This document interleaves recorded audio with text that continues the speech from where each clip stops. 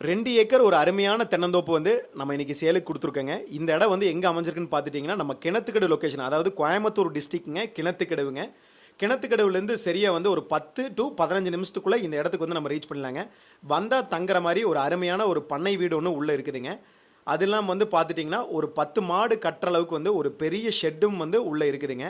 மெயினாக வந்து இந்த இடம் வந்து ஊரடி தோட்டமாக வந்து நம்மளுக்கு இந்த இடம் வந்துடுதுங்க. உள்ளே வந்து ஒரு 140 நாட்டு தென்னை நல்ல ஈல்டில் இருக்குங்க.